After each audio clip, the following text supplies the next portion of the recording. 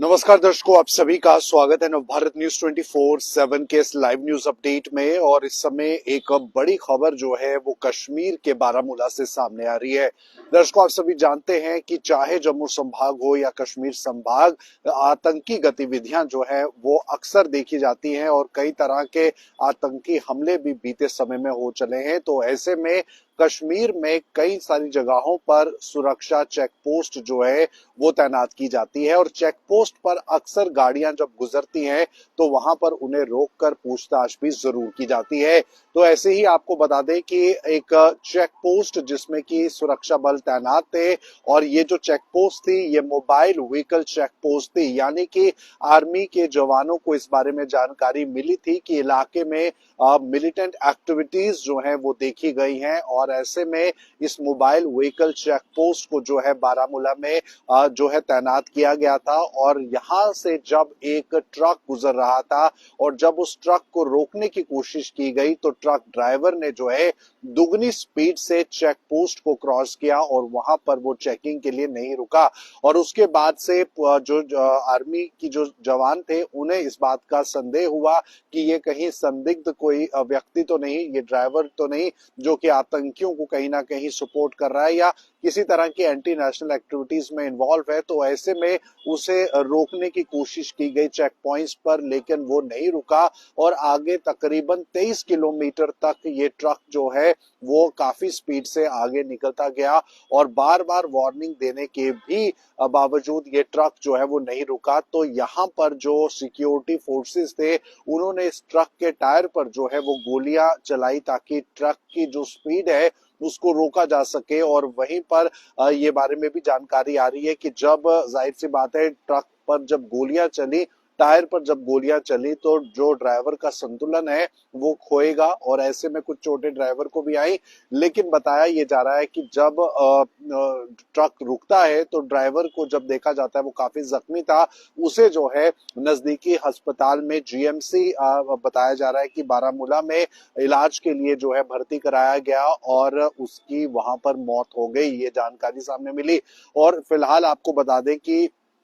जो नाम इसमें सामने निकल कर आ रहा है ट्रक ड्राइवर का वो है वसीम माजिद मीर, जो कि 35 साल का था और इसके पिता का नाम अब्दुल माजिद मीर रहा है। तो ऐसे में ये जानकारी अभी सामने निकल कर आ रही है। सुपोर का ये रहने वाला था, सुपोर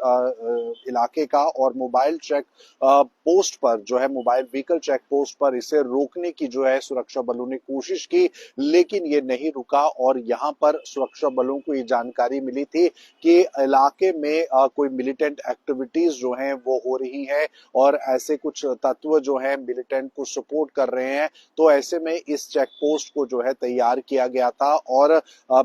यहाँ पर जब ये गाड़ी जो है नहीं रुकती है, ये जो ट्रक है जब नहीं रुकता है, ड्राइवर जो है वो दुगनी स्पीड से ट्रक को चेक पोस्ट से लेकर जाता है, तो शक जो है वो यकीन में बदलने लगा। और जब सुरक्षा बलों ने इसका पीछा किया और तकरीबन 23 किलोमीटर तक बताया जा रहा है, और चिनार कॉर्प्स में भी इस चीज को ट्वीट करके जानकारी दी गई, आर्मी ने अपना स्टेटमेंट दिया है कि 23 किलोमीटर तक इस ट्रक का पीछा किया गया, इसे रोकने की कोशिश की गई, इसे वार्निंग्स दी गई, लेकिन जब ये नहीं रुका तो इसके ट्रक के जो टायर्स हैं उस पर गोलियां चलाई गई ताकि इसकी स्पीड कम हो सके, ट्रक जो है वो रुक सके। और इसी के साथ अंदर कुछ चोटें भी जो है वो ड्राइवर को आई। और बताया जा रहा है कि जीएमसी बारामूला में जब इसे एडमिट किया गया ताकि इसकी जो चोटें वो ठीक हो या बातचीत की जा सके, तो उसकी मौत तब तक हो चली थी। तो ऐसे में बारामूला संग्राम